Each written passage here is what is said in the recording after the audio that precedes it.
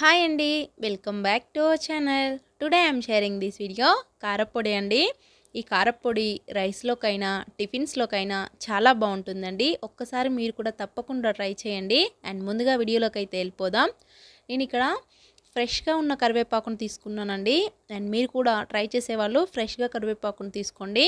And కొంచెం ముదిరిన ఆకును తీసుకుంటే టేస్టీగా బాగుంటుంది. అండ్ శుభ్రంగా ఆకుని వాటర్లో క్లీన్ చేసుకొని ఏదైనా పొడి క్లాత్ మీద ఆరబెట్టుకున్నానండి. తడి ఏమీ లేకుండా చూసుకోండి. అలాగే ఆకుల మీద ఎటువంటి మచ్చలేమీ లేకుండా చూసుకోండి. అండ్ నేను ఇక్కడ ఒక 2 గుప్పెళ్ళ వరకు తీసుకున్నానండి కరివేపాకుని.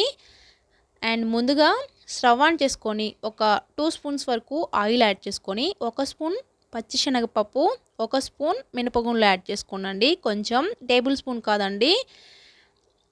అండ్ 4 స్పూన్స్ వరకు ధనియాలను యాడ్ చేసుకోండి. ముందుగా శనగపప్పు, మినపగుండ్లు కొంచెం ఫ్రై అయిన తర్వాత ధనియాలు అండ్ 2 స్పూన్స్ వరకు జీలకర్ర, అలాగే ఒక 1/2 స్పూన్ వరకు మెంతులు ఇవి యాడ్ చేసుకొని ఇవన్నీ కూడా బాగా మిక్స్ చేసుకోండి. చూస్తున్నారు కదా, ఈ విధంగా రోస్ట్ చేసుకుంటే సరిపోయిద్దండి.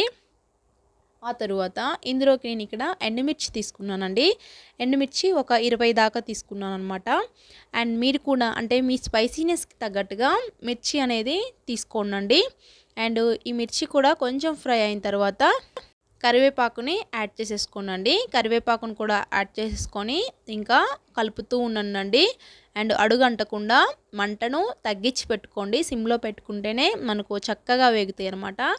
అండ్ ఈ ప్రాసెస్ అంతా వేపుకోవడంలోనే ఉంటుందండి టేస్ట్ అనేది. అండ్ ఎంత సిమ్లో పెట్టి వేపుకొని దగ్గరుండి వేపుకోవాలి. అండ్ టేస్ట్ కూడా అంత బాగుంటుందన్నమాట. చూసారు కదా, కరివేపాకు కూడా మంచిగా రోస్ట్ అయిందనమాట.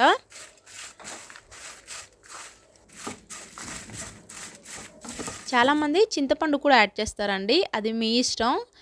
చూస్తున్నారు కదా, కరివేపాకు ఇలా తుంచితే ఇలా బ్రేక్ అయిపోవాలన్నమాట. అంతవరకు కూడా తగ్గించి పెట్టుకొని ఫ్రై చేసుకోండి. ఆ తర్వాత ఇవి అన్నీ కూడా పూర్తిగా చల్లారాలన్నమాట. అండ్ పూర్తిగా చల్లారిన తర్వాత మిక్సీ జార్లోకి యాడ్ చేసుకొని గ్రైండ్ చేసుకోండి. కొంతమంది చింతపండు కూడా యాడ్ చేసుకుంటారు, సో అది మీ ఇష్టం అండి. నేను ఇక్కడైతే చింతపండుని అయితే యాడ్ చేయట్లేదు.